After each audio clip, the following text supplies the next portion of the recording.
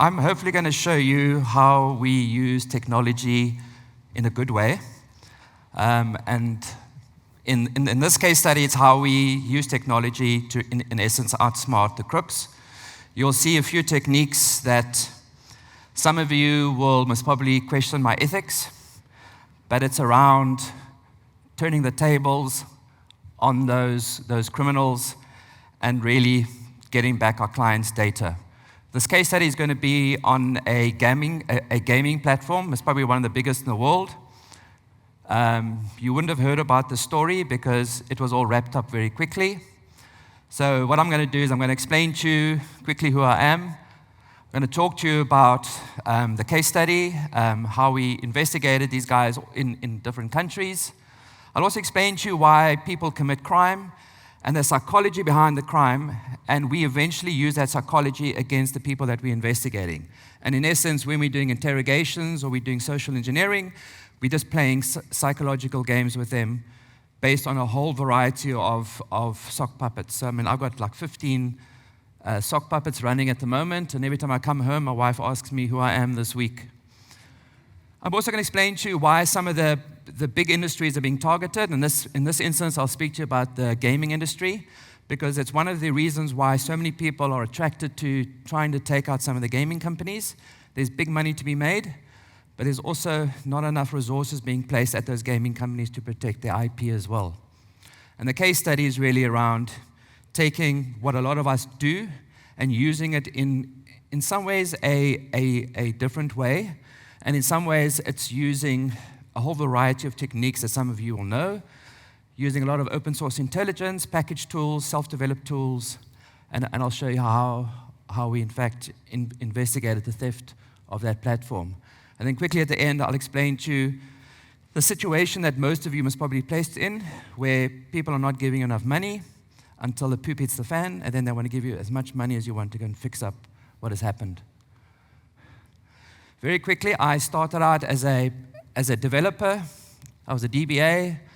I didn't think that my personality suited to being sitting in a room and programming all day.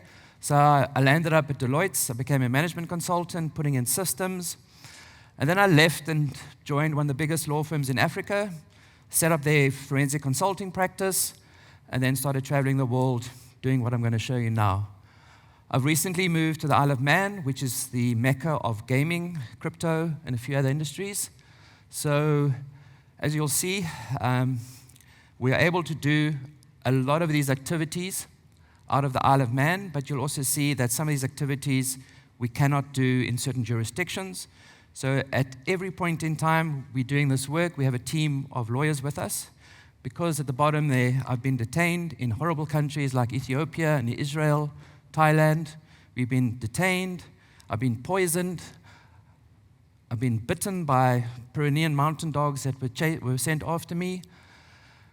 And you'll see why I think I'm not very popular in certain industries. You'll see as well, I'm going to be showing you live audio and video of certain activities. Where possible, I've tried to block those out, because some of those people are still busy going through a legal process. Some are in jail, and some hopefully I'll never see again. So it all started in Kiev, and we're talking just before COVID hit, early 2020. The infrastructure of this gaming company was stolen practically by insiders in Kiev. I then was called to a meeting in London where I was given a piece of paper and given an instruction. We then flew into Kiev as the world was changing and COVID started. We then did a whole lot of investigation around Europe, because the different components of the criminal syndicate operated around Europe. And a lot of those developers that we come across in this industry are based in one particular place in Russia. And almost every single time I do this, I might as well visit there, because that's where they're based. We then managed to entice the syndicate into London, and we got 12 of them to fly in. And why do we do that? Because when you're sitting in a jurisdiction like Russia, it's almost impossible to litigate. Doesn't matter what you do. So we enticed them into a conference in London, and we got them with a wire to admit or confess to what they were doing. We then spent several months socially engineering them, creating a whole lot of profiles. I became somebody else, and I'll show you how I did it. And in essence, we just played games. We kind of socially profiled everybody, their wives, their kids. We knew which soccer teams they enjoyed. We knew where they shopped. We completely analyzed them so that by the time we started playing around with them, we knew which triggers to push, and I'll show you how we did that. Then eventually, our job was done, and the cybercrime police in Kiev did a search and seizure. You'll see parts of that footage. I'll explain to you why the footage doesn't carry on, because there was a particular lady that was getting very upset when the police were about to chainsaw her door open. So why do people commit crime? So we really talk about the fraud diamond. So often in a normal environment, there's an incentive that drives that crime. So some people have an affair, they've got 3 girlfriends, they need more money, that's the incentive. Some people believe they should have been promoted, they weren't promoted, they're short of money, so they steal money. Here, we find that the gaming industry has been targeted heavily from about 2019. It's just become much worse because there are a whole bunch of people who've now seen how much money is being made in the gaming industry. Some companies are making close to 500 million US a year in pounds, and it's just a crazy amount of money. Then what we have as well, people sit and they watch. So it's either looking for vulnerabilities, doing reconnaissance, and some people just sit and they watch, and they just see how many vulnerabilities there are, and then one day they penetrate that environment. Then we have the capability where people think that they're cleverer than the people sitting inside the company. And in a lot of these gaming companies, they must probably right. They've got better resources, got better technology, and they then strike. And the most interesting thing at the end of the day is what we call rationalization. So if you take an example and you think that you should have been paid money and you weren't, so well, you steal the money. And because you think you should have been promoted, you've got the money, and how do you rationalize it? Well, I should have got it anyway. Same instance here. People think that gaming or gambling is immoral. So what they're doing is they're taking money from the immoral and they're spending it on themselves or in a better way. We also believe that from research that takes place every year by the Association of Certified Fraud Examiners, that companies lose at least 5% of their revenue, whether they know about it or not. And that revenue is often built into their financials. So it's something that's been there for years, and they actually don't know about it. And actually, they need to spend the time to unravel what has been stolen from their business.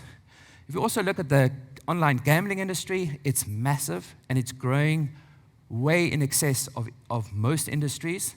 And because people are making so much money, that's one of the biggest issues that we have in terms of people trying to hack into data centers, because they can see how many people are, how much money these companies are making, how many the VIP players are spending, and I've seen up to 50,000 euros a month.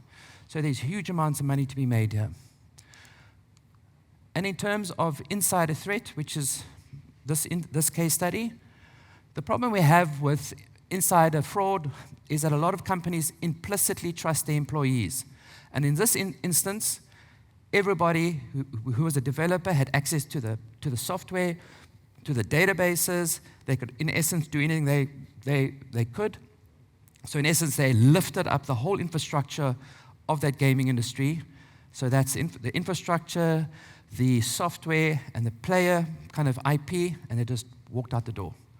And only on the Monday did they realize what the problem was. So in terms of the case study, the staff have all enjoyed a long weekend. Monday morning is absolutely nobody around. These are photos of the actual office. So people start phoning their colleagues, trying to work out, is it a public holiday? Are they supposed to be somewhere else? But the colleagues that they happen to be phoning, their phones are off. They're then trying to start emailing their colleagues. They get no response. And this is the part we started laughing at. Most people thought that they were supposed to be at an off-site team building event. But they couldn't find any off-site team building event in their diary. Also, the biggest issue we found is all of the IT operational staff were missing. So I'm talking about the guys who look after the networks, the servers, They were all gone. Only the CIO was behind. I've been a CIO, and I wouldn't like to be left behind because I'd want my CTO and staff to be there because they know these issues far better than I do. So the managers got together and tried to determine what was going on because there was just such a big proportion of their staff missing. So they happened to call one of the owners, and fortunately they called the correct owner, and there were two owners. So they explained the situation to Vlad and say, Vlad, there's a big problem here. 40 of our developers are gone, and a huge portion of the rest of our team are just not here. But his business partner has disappeared, and the phone number that he used had been disconnected. So from an incident response perspective, I think a lot could have been done far better. And I think because the IT operational staff had left with this incident, let's call it their procedures and policies and everything that they worked on kind of like fell apart because the people that were supposed to implement those policies and procedures had walked out the door with the infrastructure. So Vlad hires a private investigator and says, there are so many people that are missing. I need you to go and find them. So the private investigator is briefed in an underground in Kiev, and he gets away and he goes off and does his work. To this day, we still don't know what exactly happened, but we do know that the private investigator started following or trying to follow people, and we assume that he had been spotted because he was pummeled, and then he refused to do any work. And that's when I got a call and was asked, please come sort this mess out. Whilst we were doing that, some of the techies were trying to work out what actually had happened. And while I was busy flying to London, they discovered that there were a whole variety of backdoors that had been programmed into the system. So any modifications that had been made, any new players that joined, anything that was changing on their platform or infrastructure was being sent out via scripts. And this was a continual process. And it took them quite a while to determine where all these backdoors were and how this data was being leaked out of the infrastructure.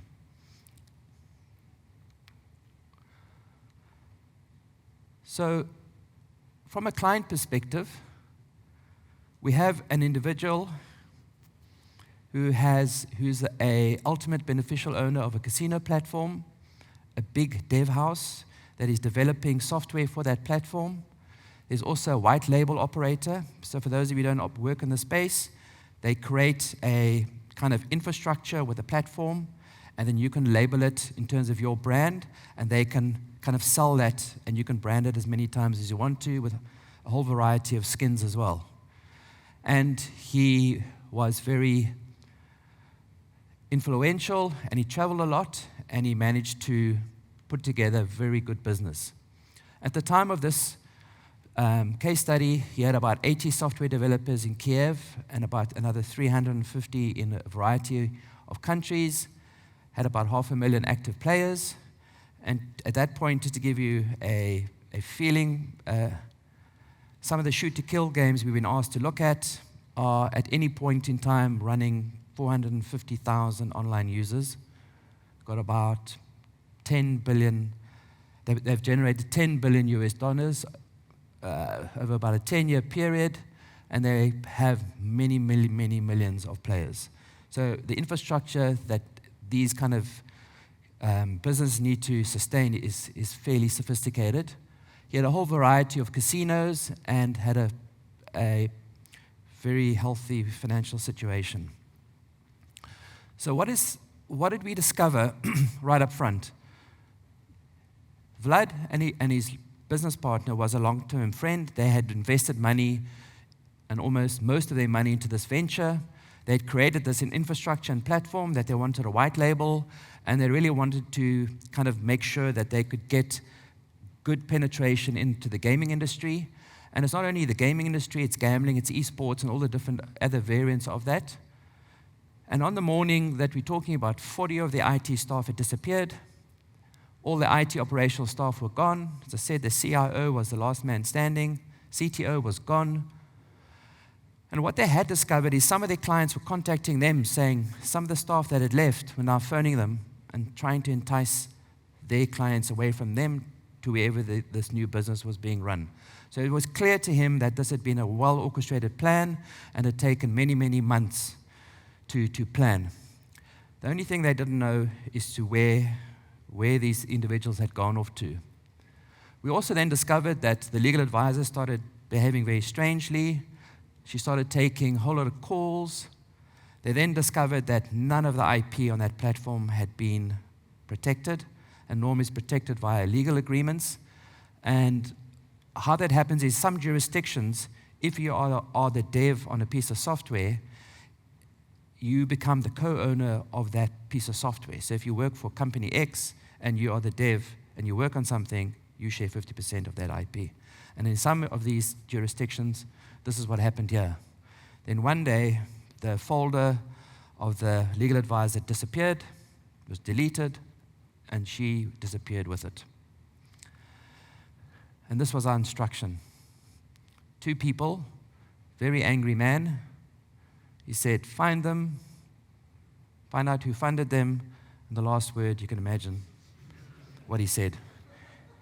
He just wanted to completely annihilate them. So how we had met is we run what we call a offensive forensic unit. So most forensic units do the investigation, issue the report, and hand it over. So he liked what we did is we investigated, we play around, and we get up and we fly. So we would often fly with 4, 6, 10, 12 bodyguards, and then we hunt these people down, and we get our stuff back. So he said, the last one, whatever you do, I want everything back. So what did we do? And I'm going to explain this to you because this is often the place we get stuck with some of our clients. In essence, we define what we're going to do. We have a combination of resources, our team and local team, and often we need the local team because they fit into the environment, and what they'll do is they'll just blend in. So like in Ethiopia, I was following a whole bunch of bootleggers. I would stand out like a sore thumb because I'd be on a tuk-tuk trying to follow a truck while the locals would just blend into the environment. We would define roles and responsibilities, and then we spend most of our time talking about that because we have a lot of clients who have ethical issues about us profiling people and to the extent to which we profile them. Social engineering, i.e. we become other people and we come with false personas to, in essence, get information. And some of them don't like the way we are quite offensive in terms of doing search and seizures. Every now and then, things don't go well, and that's probably the reason why we've been detained. So in terms of the overall, we would do a whole bunch of preparation, find out who the key players are, trying to get our team together. In this instance, we were going to assess the client's casino, so we basically would clone that whole environment. We would then find the client, the people who've stolen it, and the environment they've stolen. We'd clone it. We would then secure intelligence on the targets, which is the individuals and entities they've created. We would social engineer them, get our data, raid them, do whatever we need to do, and then there's a whole reporting and legal component.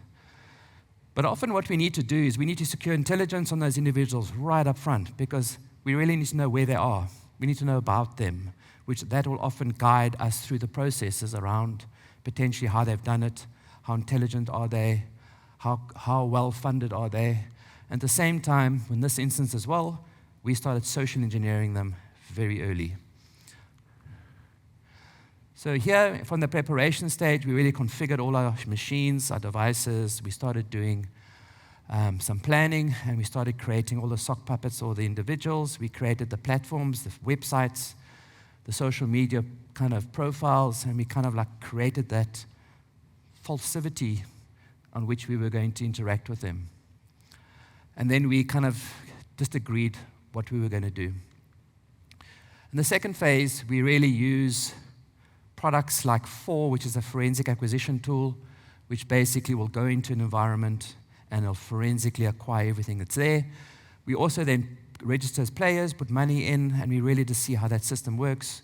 And we're running different software to see what servers it's talking to and what kind of calls it's making. Then we do the same in terms of the stolen platform that we find. And then we start securing intelligence. This is the one area that we were squabbling with a client about because we forensically profiled the wives, girlfriends, kids, grandparents, and we just created these maps. And we then went through all their social media profiles and we knew them explicitly. So when I spoke to some of the people, I knew how old the kids were, what soccer team, and that's what the hook, one of the many hooks we used to get them to trust us. And once they trusted us, it was very easy because once people explicitly trust you, you are able in some ways to get anything out of them, which is what we did. From the social engineering perspective, it's probably some ways to me it's the easiest, but also the most fun, because once you've forensically profiled somebody, you've kind of like got to swoop in, introduce yourself in such a way that the person you are investigating is almost instantaneously saying, I want to talk to that person, I want to set up a business relationship. So we gather a lot of information. We spend a lot of time creating kind of playbooks that we're going to use to interact with all of these individuals. We exploit them, we get the information we want, and then we disappear at the press of a button. It means we have to delete all our digital footprints and make sure that as we swooped in, we swoop out. Sometimes things don't quite go according to plan, and you'll see here as well. But that's just probably the most important part. And members of my team who are deep techies are not good at this, because you kind of like have to come in and be a chameleon, and you can actually just, as things happen, you can just go with the flow. And other people who we brought in who are kind of social, have qualifications in social and English, they love this part. So it all depends on your personality. And here it's really just gathering the evidence. So in this instance, we gathered about 120 gigs of data, and we're just running software the whole time. Every time we just run software, we're just gathering information the whole time.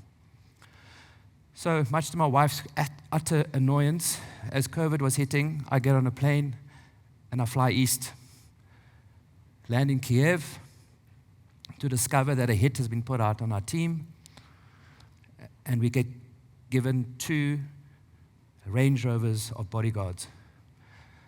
So this delightful character here, they were all worked for the Russian Special Forces. He always carried a sawn-off shotgun on his chest. And what made us particularly nervous is we were worried because his finger was always on the shotgun. As if he sneezed or did anything wrong, he was going to shoot his foot off. But the one thing that was concerning to us is they knew that we were arriving before we arrived. So as we were met, these bodyguards took us everywhere. We soon realized that our client was much more influential than we realized, because we would go into a restaurant, they would clear the whole restaurant out, and all our bodyguards would come in with us and we would sit down. So clearly, there was a lot more play behind us. We also use forensic tags. You can call them tokens. They are on us, in my phone, on my body, and because we were particularly concerned, we're busy driving Kiev, and there's a pulse going off the whole time. And because that's the building we spent a few days in, the pulse was just telling everybody, I'm still alive, I'm not buried. Because we've used this very effectively when we have been arrested by certain people. So we get stopped in this building. In essence, a very innocuous building with a friend with a sawn-off shotgun. The data center, very strangely, they took their data center incredibly seriously from the outside, but not from the inside. Why do I say that? Because they had multiple audit reports in that environment. So for those of you who understand all this, you can see that they had a multitude of issues that were being reported every single year. And for a variety of reasons, of budget, just not interested, it never happened to us, the normal reasons, they were left. People could run scripts, they could copy data across the network. There's a 2 gig pipe. They can might as well pick up their player databases and just move it to a complete different jurisdiction. Oops, sorry. It was a happy hunting ground. So we arrived with a fairly small team.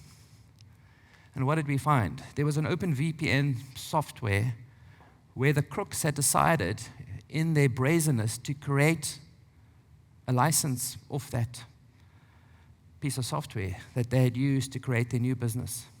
So once we found this, we could find the license key and the host name almost instantaneously of the domain that they had created and where they had stolen and moved the whole infrastructure to. So that third block along was invaluable. We then also were able to forensically access a note that was supposed to have been created, sent, opened, deleted.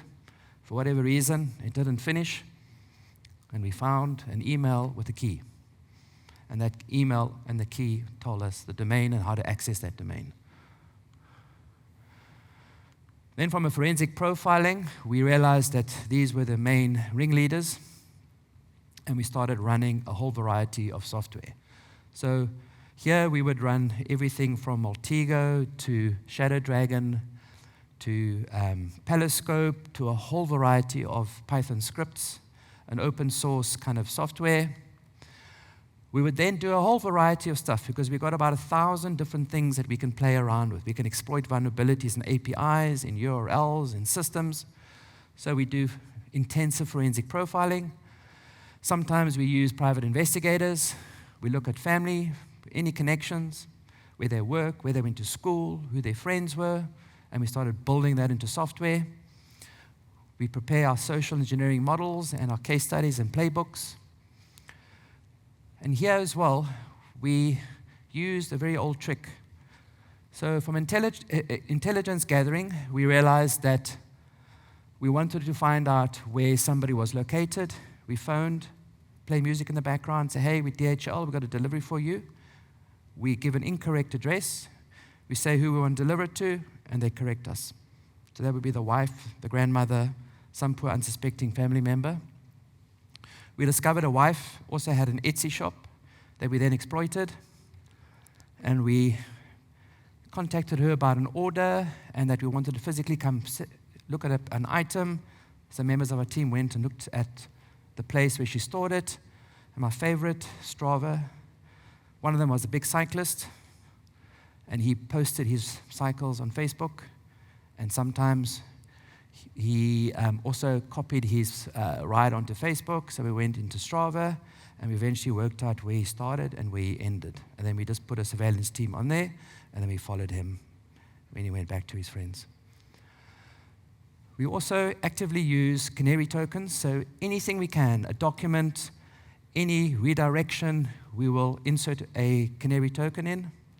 So all that does is we are trying to determine and triangulate where they are, and we'll inject it into a document, into something we're sending them, in a client agreement, and we'd create email addresses with URLs as kind of the signature, all got canary tokens. And in this instance as well, we also used pixel tracking for some of the software we used in case any of the other mechanisms failed. We then physically conducted surveillance around Kiev, where we had discovered or triangulated where they were. We did ethical hacking, and I'll just keep it at that. We fiddled around, and then we offensively penetrated their network. So here's one of the profiles. This is produced by Periscope, and all you basically do is it just gathers evidence, finds images, goes and hunts, brings back stuff for us. Our pixel tracking and canary tokens give you a lot more information, depends which ones you have. But if you're not using these for honeypots, turn it around, you can use it very actively for other things. We also discovered that the one domain that we had been gifted, there was a whole myriad of other activity that we started looking at. We also then found a whole lot of cryptocurrency transactions. So this is using some software in Maltego, and there's also chain analysis. So we started finding more connectivity in terms of some of the money flows. But ultimately, you'll see there's a pinpoint. We found what looked like a block of flats. We then were walking, our surveillance team was walking around the block of flats. We found a nice shop which is no longer there. It's called Monster Coffee, only to discover that through that clock wall was where the office was that we were looking for. So we took out our little friend and we started playing. Let's just say we found very interesting stuff here that we needed. And then we got the hell out of Kiev. So these poor guys were just trying to get rid of us because I think they were concerned that my colleague, I took one of my junior colleagues with me as a learning experience, and I think her eyes were like this the whole time. She's never been so scared in her life. Those were the 2 permanent Russian Special Forces guys that were given to us. So, yeah, we couldn't understand each other, so they were always talking into their Android phone, and it was just a translation. So you can imagine we didn't always quite understand each other. So because these guys were based in a jurisdiction that wasn't litigation friendly, we convinced them to come to London. So there's the big ICE conference every year where everybody, every frog and his dog comes in. There's 35,000 people there. It's a complete and utter dog show. You cannot move. You cannot do anything, and it's on the one side of Excel, takes up the whole Excel. On the one side, it's land-based. On the other side, it's all online, and they've recently introduced esports. So we're wearing a wire. I've got a camera and a buttonhole, and the whole team's wearing it. And as with technology, it starts failing. So I have to convince a whole lot of unpleasant guys. So we had an Israeli close protection team. So they use a circular technique where they aren't armed, but if you walk through their circle, they just take you out. So I had to leave Excel and walk down to what is called the Corona Bar, which is at the sea level. West Africa. So I think we will need to see some that's fine. demo, and I think it's. So what I then spoke to Stefan about is the fact that whilst we were going to use our back office initially, our own potentially back office, we wanted to come, when we met with you, we wanted to understand a few things, and that's, I think, why I put it down in my email, is you guys have created the gaming platform. Yeah. You can integrate to different... We can go different ways. Okay. As I understand, one of the way is It's not going, but all they're telling me in very much detail is how they've stolen it, how it works, how much you pay, how they make sure that whatever they've cloned carries on. So the sock puppets we created 4 main sock puppets. We have different roles. I'm the first one. Julian is a retired COBOL programmer, for those of you who are as old as me. Lizzie was actually my colleague, my blonde colleague, and Andrew was a poor friend of mine that I dragged out who knows marketing and sales and acted as the old stupid guy that kept on asking questions. We created a whole platform and a whole gaming environment that was our front. When we created that, I went to the website that they had created from the domain we found, put in a question saying, hello, I'm in the business, COVID's coming along, I want to go online. I send an email with all the entices about COVID, about we needing to change and we needing to set up the business quickly, put a few hooks in there. Very quickly I get a response, how their business works, what they need to know. What they need to know. And part of the response, I just put the size of money in, which is many, many millions. We then start a process of now setting up a relationship with them. We start talking. So that's our marketing and sales guy here. It's one of their salespeople. And what we're doing is we have this kind of mechanism where we can communicate with each other, and we basically start setting up a friendship. And personally, I think as soon as you start showing your face, people, their guard starts going down. So problem with my job, as soon as I do that, I become a big target. So we use a variety of people. I wasn't on these ones, but we started setting up the relationship where we were talking to people. Then we, in the background, we're busy cloning our client's environment, sucking off everything we can. We then used products that basically go into sites, they suck off all information, and they then use that to go and search for anything they can find. So here's part of Periscope, WebIQ kind of environment where it does that. We've got other kind of software that does it as well. We then use a whole variety of products to map out the infrastructure, where all the domains are and servers, because at some point we're going to have to raid those data centers and take back our client. So we've taken an approach, pretty much like Facebook did many years ago. If you host any of our clients' data, we will ask you very nicely once. If you don't take it, we raid you. So we've gone off with 23 servers from some data centers where we've asked you nicely, you don't want to play. And some data centers we've raided repeatedly. So all we're doing is just unraveling the infrastructure. We start putting together the companies, the individuals, and how they link to the companies. So this is also using Periscope, but we use Maltego and a whole lot of other software. We then have many, many workshops, and that's about establishing the relationship, getting the trust, and getting the rapport.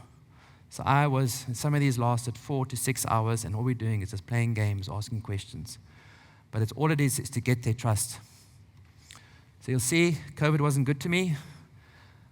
Start putting on weight, grew a beard, lost the beard, and all we're doing is just talking to people. And we're setting up trust. And then we eventually got to the trust element so nicely, they started showing us the raw code of what they'd stolen and what they were trying to change. We can change this now. For each project, we can configure different days. Okay, all right. So those are the number of days after some event has happened. Yes. Yes. Like a deposit or a withdrawal or whatever.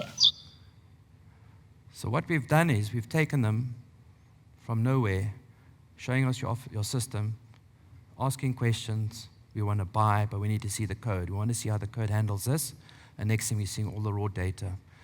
So we then started talking about soccer and how, we liked each other's teams. We managed to convince them to show us the back end. 56 servers with all the IPs. There's OpenVPN, Cloudflare, everything was revealed. We had software that was running that was busy sucking off other things in the background. We then eventually got access to our own little playground. You can imagine what we did. And then what we did is we took our client's environment and we compared it to environment that we had just found, discovered, and cloned. And we found that databases had been stolen, domains had been stolen, API tables were exactly the same, constant names were the same.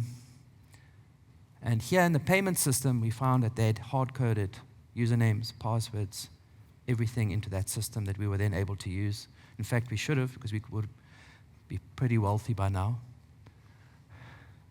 Then part of our intelligence gathering, we were able to unravel that whole kind of infrastructure in terms of companies, domains, so we can reverse engineer a whole lot of stuff with what we've got. We then discovered who the funder was, who the quasi-director of that entity was, and through our corporate intelligence practice, we were able to get utility accounts, work out where they live, because now we're going to go raid them, we're going to sue them. Then we hand over. And then it's up to law enforcement. So often in these instances, depending on the jurisdiction and the client, often we would open up the criminal complaints, we would lodge the affidavits, we would generate a whole lot of evidence in terms of annexures, forensic reports, evidence, and we leave it at that. And some jurisdictions, let's take it like Ethiopia, the client would do the reporting, and then we'd engage with Interpol. especially if it's a multi-jurisdictional kind of issue. And we've learned through experience that, for those of you who know fugitives on the run, if you're looking to red flag somebody, if you know where they are, and you tell, for example, Bangkok, where we were looking for some hackers, you know where they are, you start a multi-year process where one government department talks to the other, and it just takes 2, 3, 5 years. But we've learned with them knowing that if you say to them that you don't know where they are, they'll issue a red notice fairly quickly, a couple of months. So at first when we did this, we made them very angry because we would say to them, we don't know where they are. But in fact, we'd flown into Thailand, we'd gone to Phuket, we'd gone onto an island, and the hacker had started a whole spa. And we discovered that through Facebook. So we knew where they were. And then we had a whole kind of, let's call it a gathering in Bangkok, where we got them together. And we knew we'd do a runner, but we let them run. And then we said, so we got the red notice issued, and then we went, okay, we just discovered where they are, and off they go. And the reason why we do that is in some jurisdictions, I take Bangkok, Thailand as an example, they're getting 2,000 red notice requests a month because they've got Israelis, Russians, Bulgarians, a whole lot of people that have gone there because of their cybercrime legislation or the lack of, and that's why they run their businesses from there. So the Ukrainian cybercrime police raided multiple premises. This lady got particularly angry. She was in her curlers, she was in her sleepwear, and somebody was going to take a chainsaw, a grinder, and go straight through her door. I've been on some of these, and they are incredibly dangerous. And let's just stop it there because she goes off her head. Okay. And the problem is with these is, although we've got law enforcement, so sometimes you'll have 10, 12, 15 police officers with you, there's always people who want to fight. And she was wanting to fight. And in some instances, as I said, we've asked very nicely for our clients' data to be returned. They don't. So we've just learned the only way to listen is go in and take every single server that's on that rack, or all the racks. We just take it all out, and we just put it in a warehouse. And we take our time. Then there was a whole lot of seizure in different kind of offices and houses. A whole lot of people fled. And the reason why I've blocked some of those people off, some of the legal action is still happening and will still happen for a while. As you can imagine, there's a whole lot of complexities with this case. It's multi-jurisdictional. A lot of these people have left, gone to other jurisdictions around the IP legislation in the country, and what's criminal in one country is not criminal in the other country. It's a feeding ground for lawyers. So a lot of you,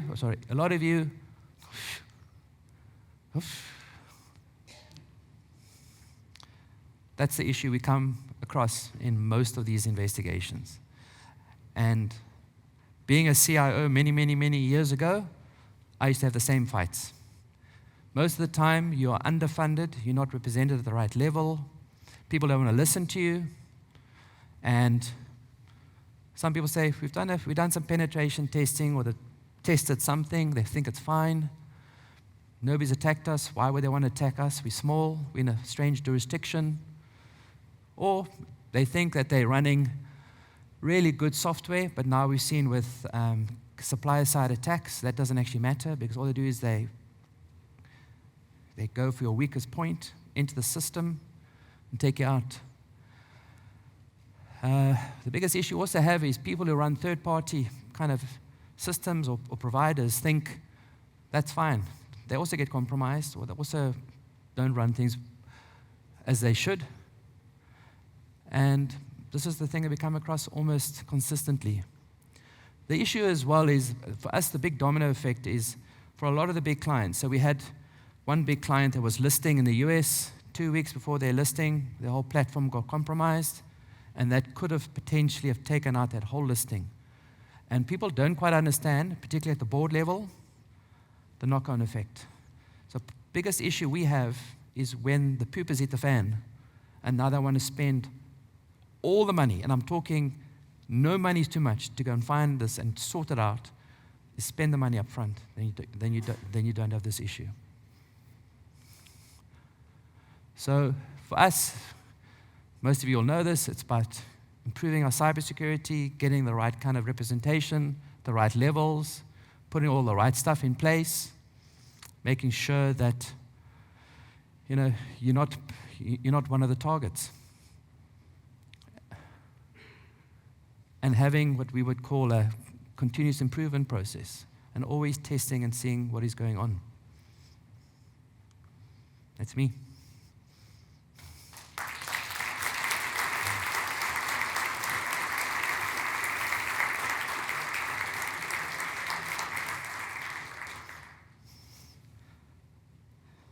I can see you.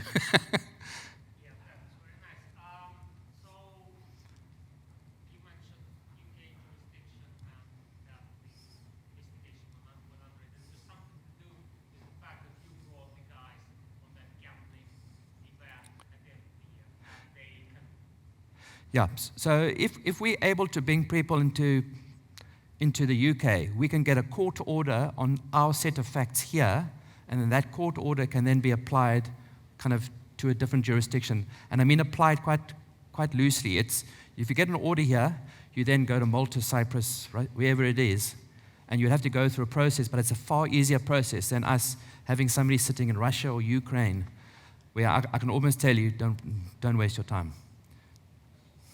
So, yep. Hi. How do you limit the risk that you become a pawn in the client's game? So, it's a very good question, because it's one of the things that we always need to be careful of. Because, for example, we did work for local government, and you have one political party who's coming to power, wants to take out the other political party.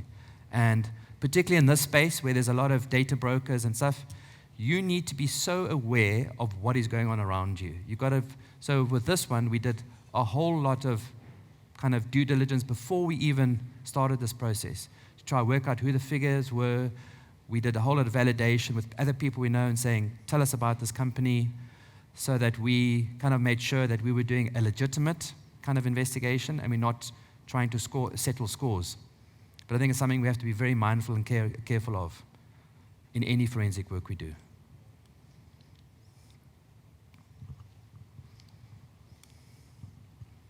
With the rise of, say, facial recognition technologies, do you worry about your social engineering techniques becoming less effective?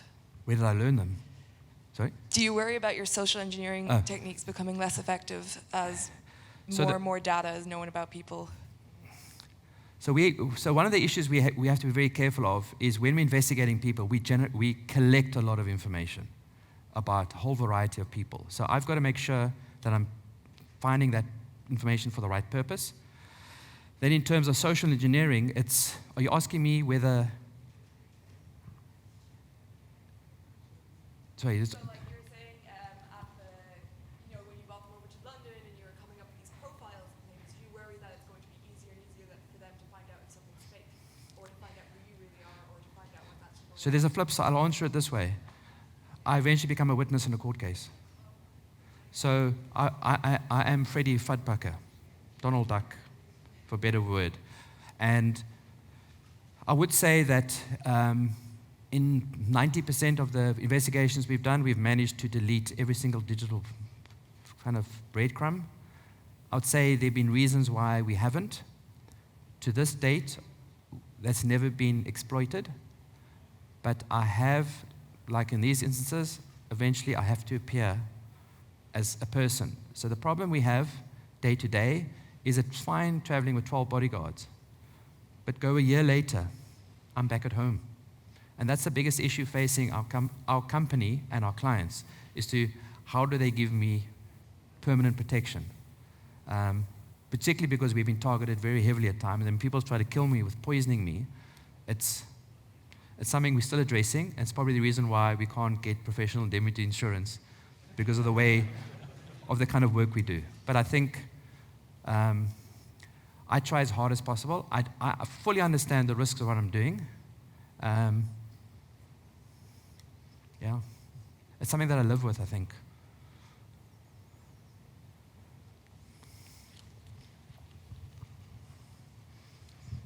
How do you handle issues with data protection legislation? is it possible for the bad guys to do a subject access request halfway through?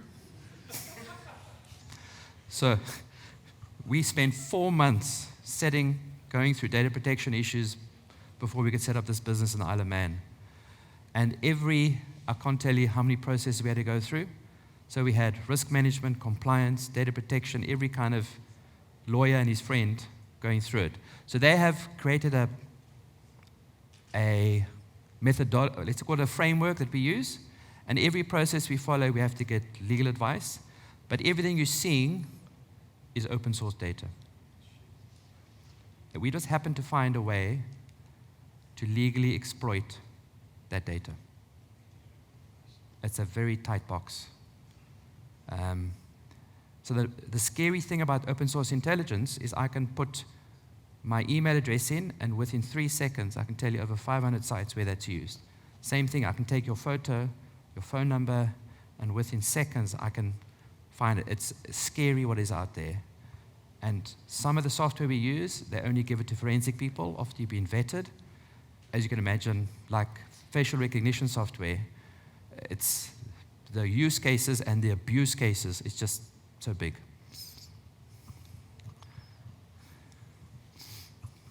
Just quickly on that, I know that AI is coming, it was mentioned too, and proof that your AI got to the conclusion it did might need to be shown in court.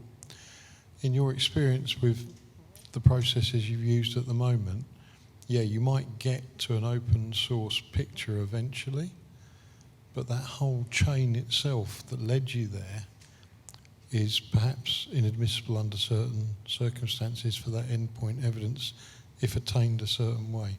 Do you have any advice generally on that space or thoughts? So I'm very strict when it comes to our methodology and our chain of custody, because if I cannot lawfully get data, I cannot use it. So I will give you an example. In another instance where Herbert Smith Freehills were our lawyers, I got interrogated twice for 5 days. And you got to understand why, because they wanted to know, how did you get from here to here? How did you find his face? How did you find this phone number was connected to here? So I had to step through for 10 solid days. So to me, we have access to a whole lot of databases, a whole lot of techniques. I must make sure that whatever I do is lawful, because otherwise I can't use it. And I'll tell you, there are a whole lot of people out there that are completely different. And they will find something, reverse engineer it, go back and say, oh, this is how I got it. I don't want to go there. Just in summary then, there's no case for plausible deniability in your view?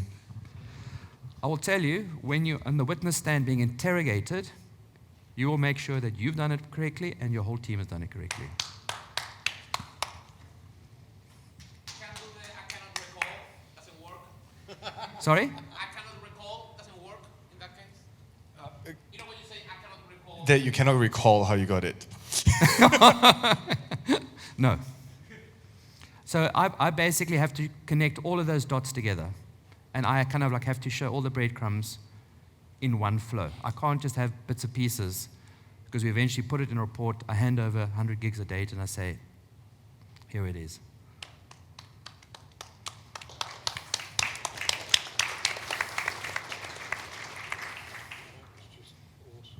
We're done. Could I ask a question, even though I'm crew? No, I do have to ask you this question of what keeps you motivated, because you're putting yourself at risk every single day. Even being here, sharing this information is putting you at risk. What keeps you motivated? Solving crime. Getting clients back something was stolen. I mean, I land in this environment completely by accident, and every day I get up is a completely new day. And a lot of the time, it's a real challenge trying to find stuff, connect it, find people, and it's being patient, methodical, and finding that one thing that they make, which is a mistake.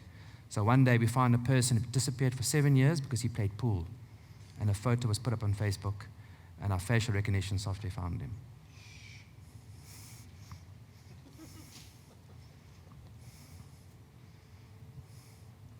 Thank you very much.